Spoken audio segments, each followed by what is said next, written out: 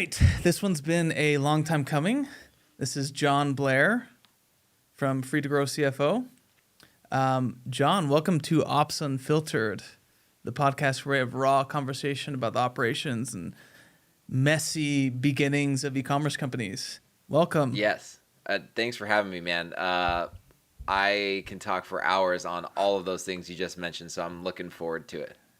Well, I want to dive into exactly why I was dying to have you on the podcast.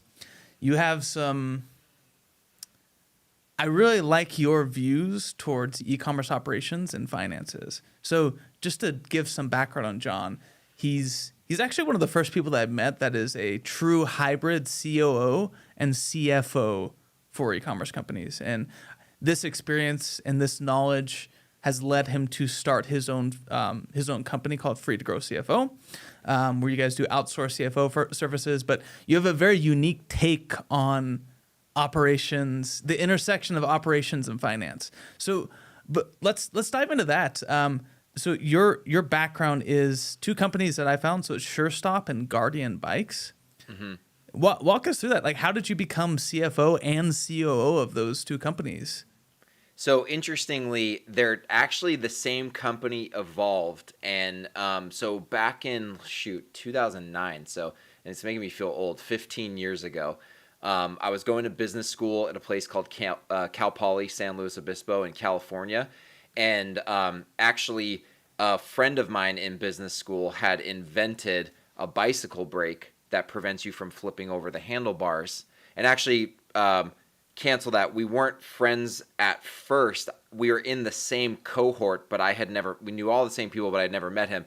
I was the kind of accounting manager part-time in my last year of school for a local entrepreneur who was the judge in a competition on campus called Innovation Quest. And this guy, Brian Riley, who again was a business school cohort of mine, he invented this bike brake, submitted it in Innovation Quest, and he won. And this guy that I worked for, who was a judge, was like, "Hey, Jon, you've got to meet this guy, Brian. They invented this coolest brake. It prevents you from flipping over the handlebars. They're going to crush it. They need an accountant." And I told him that he needs to talk to you. And so 15 years ago, on this fateful day, I meet Brian at a coffee shop in downtown San Luis Obispo. And he brings me this stack of just like documents that need to be recorded from a bookkeeping standpoint. And that's how I started with then what was SureStop. And so interestingly, the guy that I worked for, Ron Merritt, who is a serial entrepreneur, he took Brian to China and to Taiwan because that's just where most bikes are made. That's just how the bike industry works. He took him to these OEM manufacturers and helped him kind of source a supply chain, get the first, take this thing from a prototype to an actual brake. And so starting back in 2009, I was moonlighting for SureStop as their, call it part-time bookkeeper, right? All the while, I was taking full-time jobs working for early stage companies. And where the intersection of operations and finance really came into play is one of the companies I worked for just a few years after graduating was a manufacturing company in Southern California. And so they were fully vertically integrated.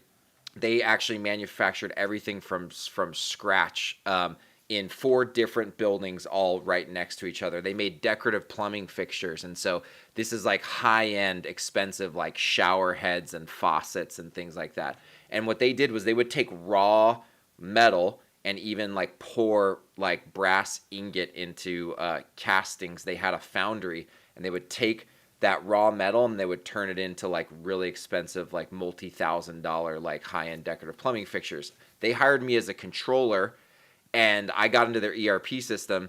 Well, first off, I looked at their financials, and they were just all cost of goods sold and inventory was just all over the place. And I'm like, what the hell is going on? How big of a company were they at that time? At that time, they were doing about 10 million top line revenue, but they were growing super fast. The year before, they were doing 4 million, and the year before that, they were doing 1 million. And so the founder or the president had acquired this company after starting and scaling up to about 40, 50 million, a different decorative plumbing fixtures manufacturer that got acquired. So he knew what he was doing, right?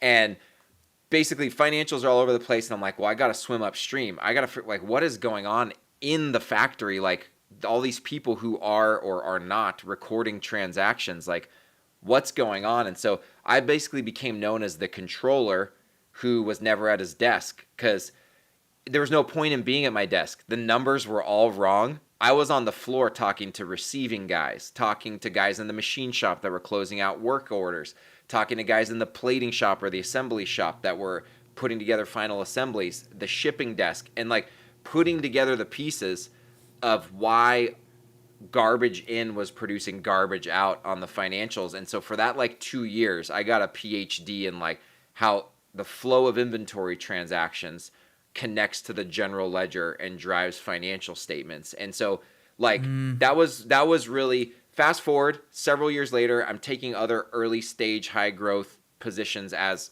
usually head of finance. And then Guardian decides to go on Shark Tank. SureStop decided to go on Shark Tank, but they brought this kids bike brand that we wanted to launch called Guardian, where basically we were going to launch SureStop brakes into the market as a direct-to-consumer play of our own kids bike brand, which we named Guardian, right? Got it. And so Brian and Kyle, the other two guys on the team, I was still part-time at that time. They went on Shark Tank back in 2016. We got a deal done with Mark Cuban. When we closed his funding, that gave us enough money for me to jump ship and come on full-time, which we had been planning for years, but we finally had enough capital. And Brian was like, listen, dude, Kyle and I have been, hustling, trying to get this business off the ground since business school. You have since gone out and like worked in-house at all of these different inventory-based high-growth companies. You understand inventory and you understand accounting and finance. Will you come on board and be our COO/CFO? And so that was back in 2017. And so I ran all bookkeeping, FP&A, debt fundraising, supply chain, inventory planning, Wow. 3PL fulfillment. And that was the birth of me being a CFO/COO. That's really interesting. So you brought up something that I also see all the time. It's basically any company any e-commerce company that I run into doing between, call it like 2 million and 20 million. Their financials are all over the place. Something has gotten out of control. So two-part question. Number one, what are the biggest issues that happen in your finances for e-commerce companies? Like what specifically got out of control? And the follow-up question is why? Like, why do you think that is? Why is that so common for a $20 million company to have finances all over the place? They don't even know their COGS. They can't tell you where a product is. Yeah, I come across this all the time. And I actually have, first I had kind of like some hypotheses as to what the causes were, but I think now that we've been doing this for a while at Free to Grow, like I've got some empirical evidence. And like the most common thing that I find that's out of control on the bookkeeping is 7- and 8-figure brands doing cash basis accounting. And what that means is that inventory and COGS, really, there is no inventory on the balance sheet. A cash basis books basically mean there is no balance sheet. And so they carry no inventory on the balance sheet, and their COGS, all expenses, including cost of goods sold, hit the P&L in the month that they're paid for, not in the month that lines up with the revenue that cost supported, right? And so that's the first thing. And why does this happen? There's a lot of different reasons why this happens, but the most common one that I see is because the brand is using a CPA firm that's doing the books specifically for tax purposes. They don't care about the operational reporting. They're trying to get the books closed to prepare a tax return. And cash basis is a whole lot easier for them to manage. But if you double click into why do CPAs do it that way, but besides just the tax piece, they don't get e-commerce. They don't know how to read a Shopify statement or an Amazon seller statement. They don't know how to like take the transactions of an e-com brand and build what's called accrual basis financials. And there's like CPAs are the most common culprit, but they're also just independent bookkeepers and bookkeeping firms that what they do is they say, we work with all industries. And so they try to be everything to everyone. But the reality is you get placed with a bookkeeper who has maybe never done e-com and never managed inventory, or maybe has one client they do that for. Whereas like us at Free to Grow, all we do is e-com consumer brands. So we're experts at managing inventory accounting. So this begs the next question, which is, what are the main differences in e-commerce accounting versus, say, like just a standard company's accounting? Yeah, so there's a couple things. One is like the most front and center one is thinking about knowing how to treat the transactions that pass through the common sales channels for an e-com brand. So Shopify, Like Amazon, Shopify, all those deposits. Exactly. And so here's the thing. I know it seems like if you're an accountant, you should just get it. It's that accountants are taught in school and in public accounting firms, they're taught to reconcile transactions on the basis of statements and source documents. The trick with Amazon and Shopify is you have to build your own source documents. You have to export the data and you have to create your own statements. So like at Guardian, when I built out the accounting playbook, I was like, okay, I would export several reports from Shopify, several reports from Amazon Seller, and we built our own statement to reconcile to. And what ends up happening is because like the typical bookkeeper doesn't understand what's economically happening in those transaction reports, they end up booking it on a cash basis, meaning when the cash hits the bank account, that's when they record the revenue and the cost. And it's just flat out wrong. That's the first thing. And How should it be? How should they record it as opposed to what? So the way that it should be recorded is that from a revenue recognition on the P&L standpoint, you should record the revenue in the period that the order ships. Because from a GAAP, what's called GAAP accounting, accrual accounting, revenue is recognized and earned when the obligation's fulfilled by the company, and it's usually fulfilled when the order is fulfilled, right? And so as opposed, you may get paid on a certain day, but if you fulfill the order later, that's the day that you're supposed to recognize revenue, not the day you got the cash. This reminds me of an issue that we had at Qualtry. So when I was running Qualtry, running into this exact issue, we were changing from recognizing the revenue when it was shipped. But the problem was we figured out that our trigger to change the status to shipped and ShipStation was when the label had been printed and not when the actual order had shipped. So I remember diving deep in that. So it's making sense now exactly why that was such an issue with our outsourced CFO at the time. Yeah, that's interesting. And we see that a lot. So we even got down to the point at Guardian Bikes where we were like, shoot, Shopify is in this time zone and our 3PL is in this time zone. And most of the time throughout the year, it doesn't matter. But if you like look at Black Friday weekend where you have this big spike in orders, and oftentimes you could have a backlog that pushes into the month of December where those orders all came in at the end of November, but they didn't get fulfilled until the beginning of December, depending on when December 1st is. And we the way that we could tell there was an issue is our margin like changed massively in the month of November. And as we dug into it, it was like, oh shoot, there's a bunch of shipping costs that got billed in December that we need to pull into November, and there's a bunch of revenue that hit in December that we have to pull into November. And so we kind of figured it out by trial and error, and then eventually created systems to be able to pull the reports to book the right entries every single month. But to sum up this point, it's recognizing revenue when it is shipped, not when the transaction occurred. So that's exactly a great first tip. What about the next one? I kind of derailed you.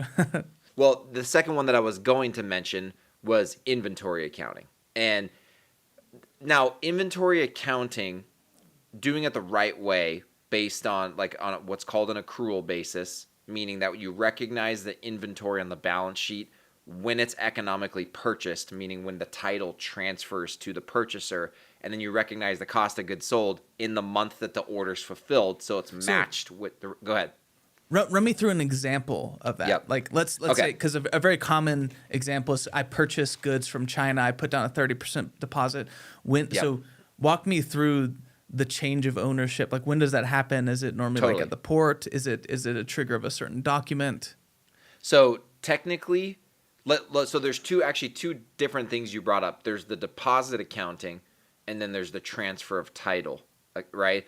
And on the deposit accounting, if you're making a deposit on something you don't have title to yet because it's still in production, right? Let's say that 30% deposit's 30 grand. That 30 grand just gets recorded as an asset that we typically call prepaid inventory, right? Or inventory deposits. Now, if per your contract or per whatever the Incoterms are on the commercial invoice, meaning like, is it FOB, origin, DDP, is it DDP? CIF. Technically that is what tells you when title gets transferred. We'll just use FOB, origin, port, because it tends to be fairly common, right? All of the tariffs, that's a whole nother story, has changed what the Incoterms that people like to use. But anyways, so it's FOB, origin, port. That means when it gets on the boat in China, technically the brand owns it at that point, right? Per those Incoterms. That's when titles transfer, the bill of lading transfers ownership to the freight forwarder for the brand that's purchasing it. So let's say the 70% is $70K, but you haven't paid it yet. Regardless of whether you paid it or not, you need to recognize another $70K because you've already recognized the first $30K. You need to recognize another $70K as an inventory asset, right? And so now you've got on your balance sheet an asset of $100,000, what we call in-transit inventory, right? And Okay, so once it goes to prepaid. It's prepaid deposit on inventory. Then it goes to then you have 100,000. Say you put down the remaining $70,000. It goes out. It's transferred to your ownership. It's shipped out from the port. Now it's in a in transit account. Yeah, and the reason we keep it separate from on hand inventory is because if you want to reconcile to a physical count, right? So let's say that's destined for a 3PL in the US, right? If we were to receive that 100K on the general ledger to on-hand inventory, and then we'll do a physical count at the 3PL and compare it to on-hand, that stuff's on a boat. And so we'll think we don't have it, and we'll write it off. But in reality, it's a separate bucket. So we always keep in transit separate from on hand so we can tie to a physical count at a 3PL or a fulfillment center at any point in time. And so once it gets received into the fulfillment center, that's when we'll transfer the value from in transit inventory on the balance sheet to on hand inventory on the balance sheet. And it stays there until it gets sold. And as it gets sold, it comes out of on hand inventory and it hits cost of goods sold in the month that the order's fulfilled, hence the same month that the revenue hits the P&L. I think this is probably one of the most valuable conversations for any young e-commerce companies. If you're listening to this, like that's amazing. So after that, now I just have, out of curiosity, questions.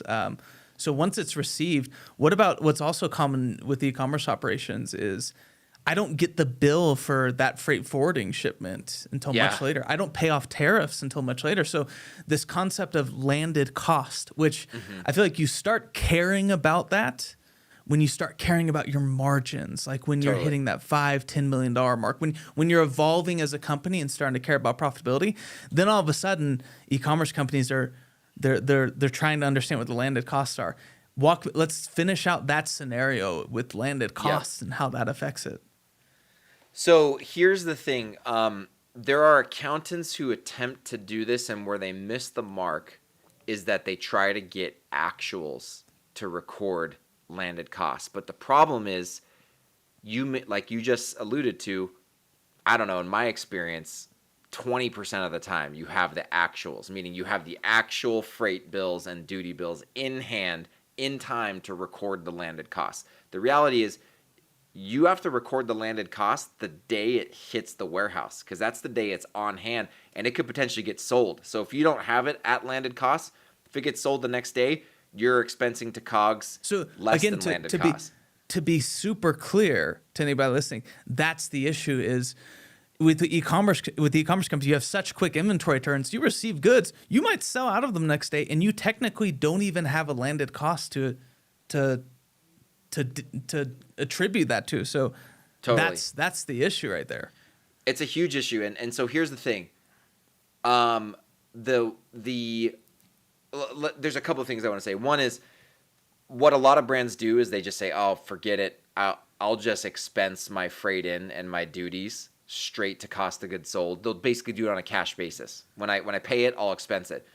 That's a problem because what happens if you look at the gross margin? One, if you look at the SKU level gross margin, it's overstated because COGS doesn't include freight and duties. But secondarily, in a month where you have a lot of shipments, your gross margin at the company level appears to be a lot lower. And then in months where you don't have a lot of inbound shipments, your COGS appears to be lower and your gross margin appears to be higher. It's super distorting, and it's so hard to like explain to a brand what it all means. And quite frankly, it's just a distraction. And so what you need to do, and I learned this from doing a couple ERP implementations, and then also at Guardian, we did this manually in a spreadsheet, which I've talked to you about in other settings, like how we did this.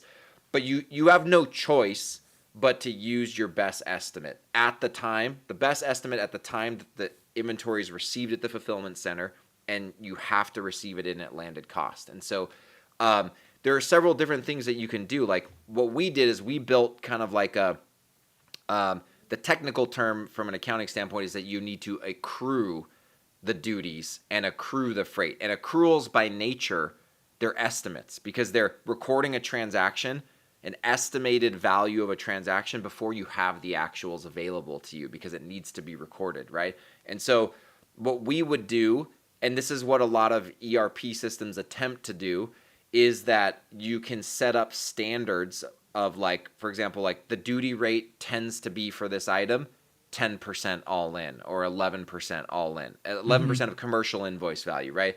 And usually when you're getting quotes, spot rates for inbound freight, you've got a quote that should be fairly close to the actual. Now, the trick is you can't, like, this might be getting a little too in the weeds, but like you can't forecast like drayage and like, fees because you've got a container sitting waiting for a truck and the truck doesn't show up. You can't forecast that stuff. And so right, that's fine. You accrue your best estimate based off of the standard duty rate that you see on a SKU level, and then what you got quoted for freight, and you build that into the landed costs. And then when your actuals come in, when there's a delta between what you accrued and what you actually got billed, that gets expensed straight to cost of goods sold. But here's what, because you can never get it perfect, but here's what the benefit of accruing an estimate is that the delta between the accrual estimate and the actual should be much smaller than just expensing outright all of your freight and duties. And so you're going to have a very small distortion to your financials, and you're going to have a mostly correct cost of goods sold by SKU. And the reality is, this is where a lot of accountants get hung up. Accountants want to reconcile to the penny. And the problem is 80-20 rule, 80-20 rule, 80-20 rule, right? Like we just need to nail the 20% of variables that drive 80% of the decision-making value. And then you've got to let everything else go because you're a fast-growing e-commerce business. Things are going to change. You just got to make a decision and you got to move on. And so we use accruals based on historical data, and then when the actuals come in, we compare it to the accrual, and the delta gets expensed straight to cost of goods sold. Dude, this is like a master class specifically for e-commerce operators, accountants, CFOs. My next question is something that we're sort of describing the issues that you start feeling when you start prioritizing margins as a company. Like, it's like, I compare this to, you've gotten past the product market fit phase of your company. Where like, okay, I can sell this thing. And I know I can sell it for a profit. I might not know what my margins are. You've kind of just been winging it the whole time. But then it's kind of like, okay, I actually have a company here. And normally it's between like $3 and $10 million-ish dollars. So then you start prioritizing what your actual margins are. So I personally see this a lot. I don't know if this is common, but I see a lot of e-commerce companies, they hire or founders rather, e-commerce founders, they hire a CFO who's outside of e-commerce, even a fractional CFO who doesn't come from e-commerce ops, but he's a super sharp guy or girl, and he really drives a lot of changes that aren't necessarily the best fit for the operations of that company. So have you seen this scenario? And I guess what is your recommendation to that company, the one who's starting to prioritize margin? They need to evolve on their accounting and their margins and closing the books. What is the best choice for them? Do they hire do they try to find like a hybrid COO, CFO? Do you try to find a firm like yours? What do you think is best? Yeah, so this is actually a really great question. We see a lot of prospects that we talk to are people who have used a fractional CFO before, who didn't know e-com, and it got them into a lot of trouble, or it just straight up wasn't valuable. And here's like the rub that I hear all the time is that like when you're not, and I want to be clear here, I'm talking about a fractional CFO who understands not just e-com, but scaling an e-com brand, right? Because there's a difference between scaling and just like being defensive and being like, we're going to just stay the size we are and we're just going to harvest profits, right? Like when you there's a specific CFO that it takes to help run a scaling e-com brand. And what we see is that, look, the holy grail is if you can find a full-time COO/CFO. And I'm not saying this because to toot my own horn. I'm saying this because I have seen many clients that we work with try to find this. Those are more unicorns. Like that's like John the unicorn, baby. Yeah, that's like a perfect world, right? That you can find that. And there are some well-known D2C brands who found that and crushed it, but I would say that's the exception, not the rule, right? And so I think what's more practical is to outsource it to a firm that knows how to scale an e-com brand. And like, here's the thing. Obviously, I'm not trying to like shamelessly plug our company. The reason why our company started is because I tried to replace myself at Guardian Bikes as CFO. And I couldn't find a fractional CFO firm that could hang. And so like when I left Guardian, I was like on this quest of like, why didn't that work? And like the conclusion I came to is that like when you're doing, like you're saying, $3 to $10, $15 million a year in revenue, you don't have the need for a full-time CFO. Like I see very few brands that do. Usually if they do, it's because they are trying to raise a ton of money and they need like a fundraising CFO, or they're doing their own manufacturing, and a manufacturing company is just more complicated than one that's buying finished goods or buying from a contract manufacturer, right? But I would say the vast majority that we come across, they're not doing their own manufacturing and fulfillment, and they don't need a heavy hitter fundraising like ex-iBanker CFO. And so what they need is their bookkeeper that has gotten to this point can't help them with FP&A, so that's like financial modeling, cash management, debt fundraising, being a partner to the operations and marketing teams, and then also understanding scaling, meaning like scaling is imperfect. Scaling is messy. You don't ever have 100% of the information that you want to have as you're scaling a D2C brand. You get like 40 to 50% of the information you need, and you check your financial model to make sure that like it's not a zero-sum game, that if you place this bet, you're going to go out of business. There's some limited downside risk, and you place the bet on that inventory or that ad spend or hiring that person, and you go for it, and you quickly get feedback and iterate and do it again, right? And like that's where we're uniquely... Oh, go ahead. How I would classify that from an outsider's perspective is you, especially hearing you talk, you have empathy for e-commerce operations and how messy they can be. All of the things that you talk about, how you handle COGS, how you handle your inventory accounts. It shows that you, instead of saying, no, it shouldn't be this way, you guys get your asses into NetSuite so I can like fix you Yeah. guys. It's you have a lot. You can tell you have a lot more empathy about like, no, I understand how e-commerce operations are. Like there's just a certain level of messiness that comes from being a founder at like a 4-person company. You know, you just gotta Totally. get shit done, whatever Yeah. cost. Well, actually, when you say the 4-person company, what you're touching on something real there, which is that most of these e-com brands that we work with, dude, they're scrappy. They're super scrappy. Like I work with one brand that's doing $50 million a year, and I think there's only like 7 people full time on it, right? Like I on love staff. it. And like and so because of that, they do need someone scrappy. And the reality is that like going back to your question about like what is the right solution from a like what is the right solution in terms of like an outsourced finance or just a finance resource. The reason why we see like using a fractional CFO firm as being so helpful is because all we do is work with, like Free to Grow specifically, all we do is work with scaling e-com brands. And so the pattern recognition of like how to place bets on ad spend, how to think about reporting on inventory, how to think about making inventory decisions. All of our clients are struggling with the same exact scaling challenges in the e-commerce context over and over and over again. So you can actually get a lot more helpful advice faster and actually, crazy enough, cheaper than hiring someone full time who, you know, because you're strapped for and you're trying to be profitable, you can't hire the heavy hitter, right?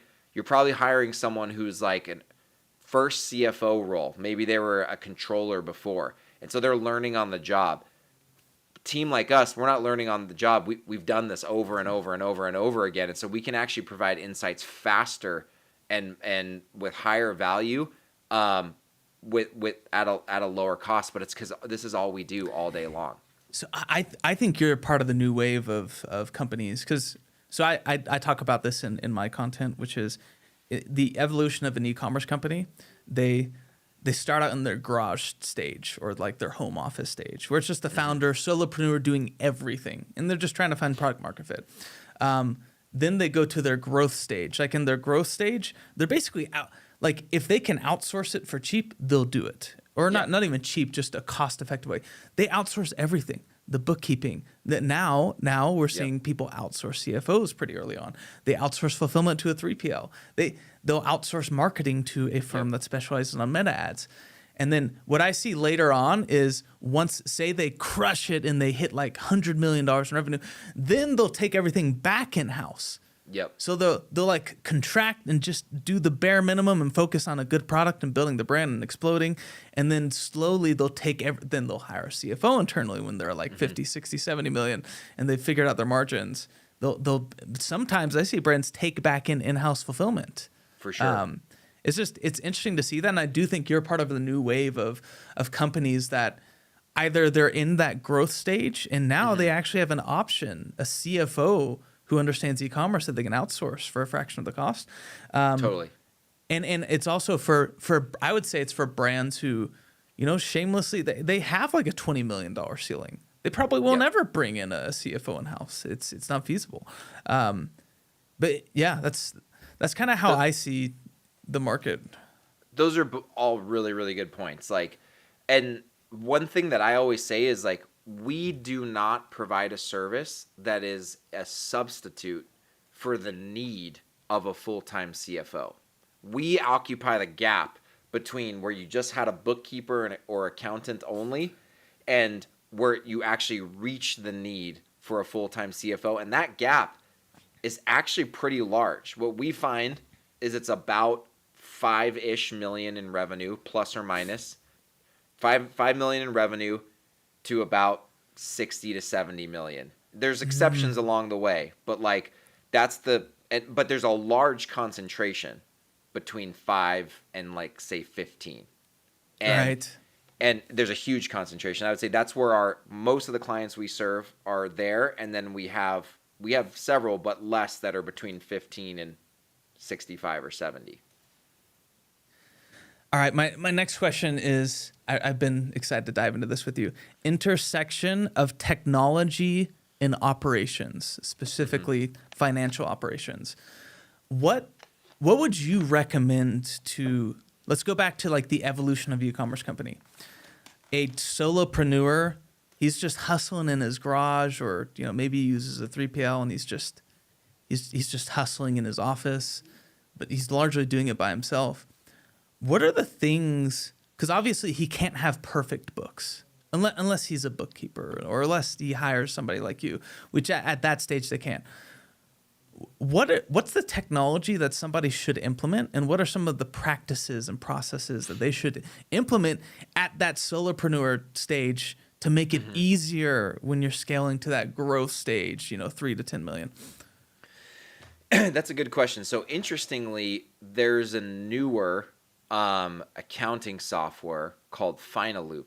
That's actually, it's a substitute for QuickBooks Online. We're partnered with them.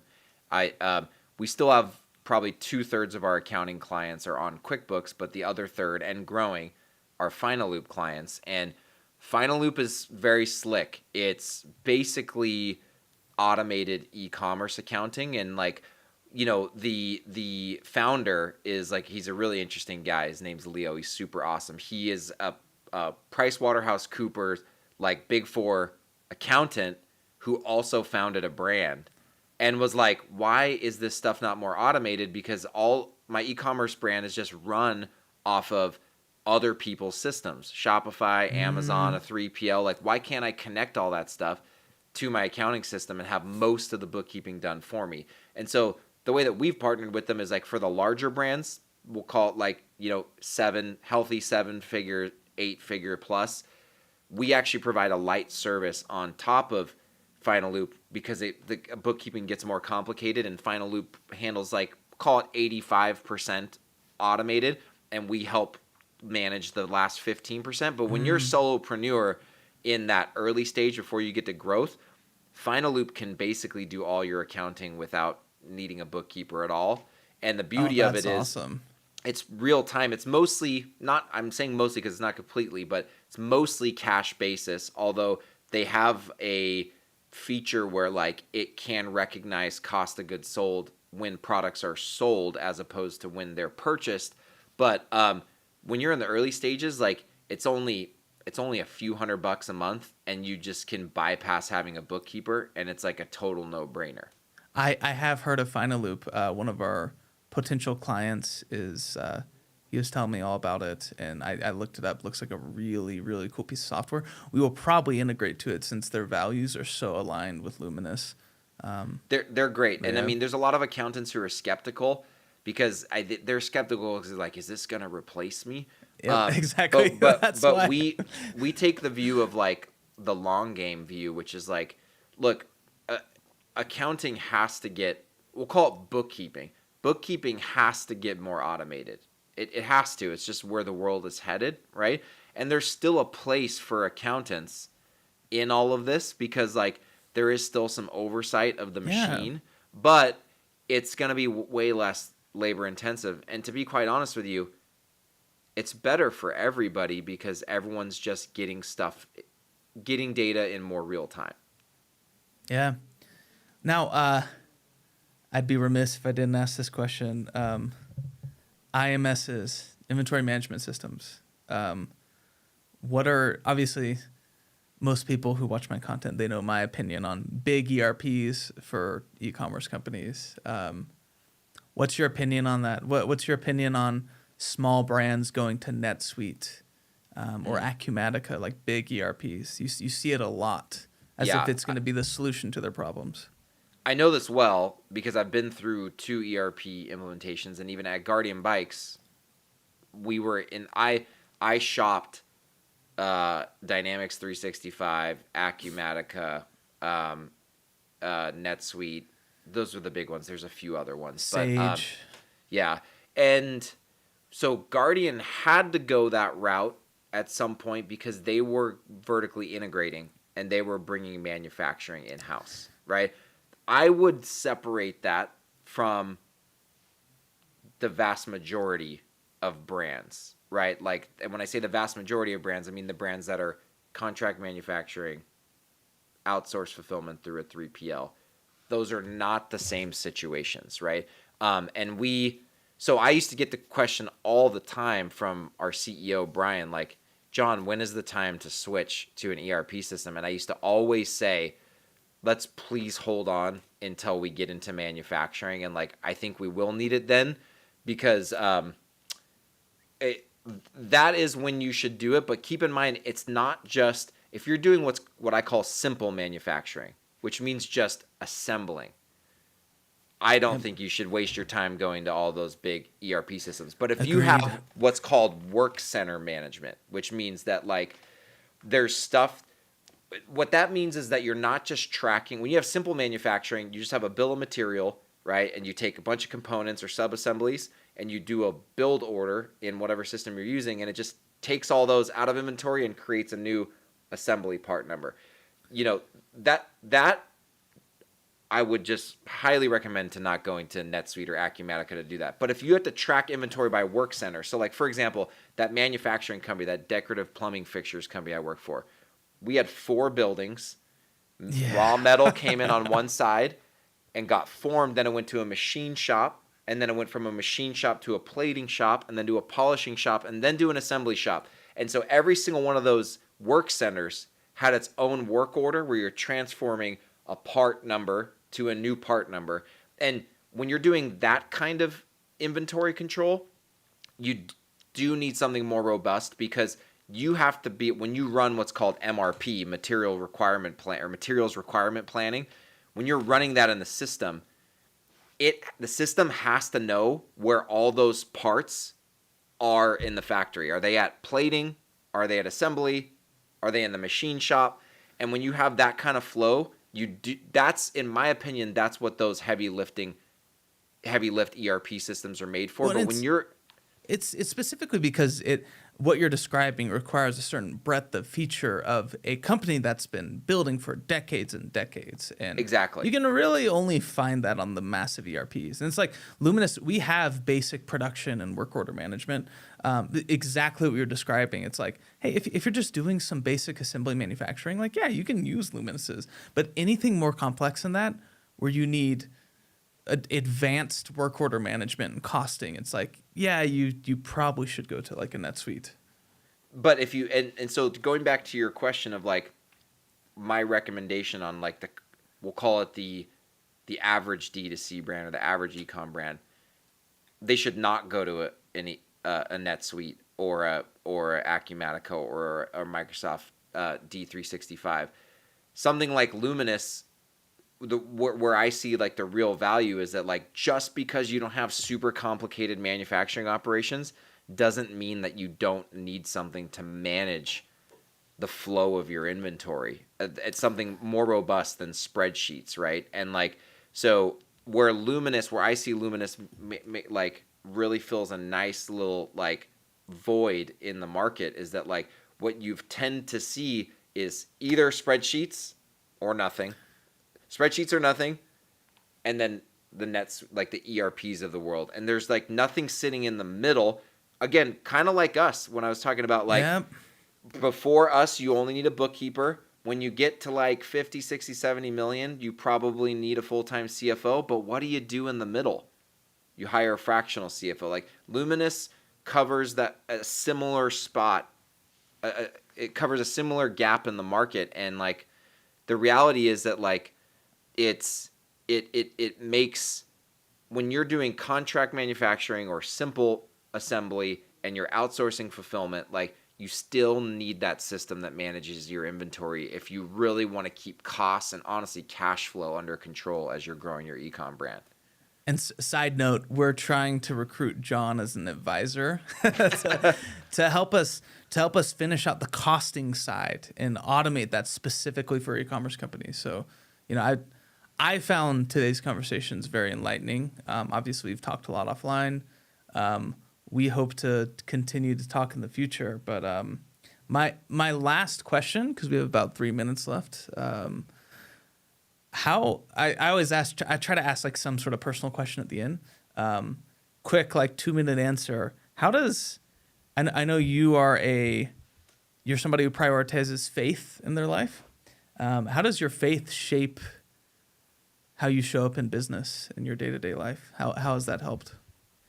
You know what? That's a really good question. I was actually this morning, like full transparency, I wake up at 5 o'clock, 5 days a week. I read my Bible and I have my my quiet time. And I was actually like kind of like really reflecting on this morning, which is that like actually I left Guardian Bikes was an incredible experience, and I recruited a lot of great people there, and I just got a PhD in scaling and brand.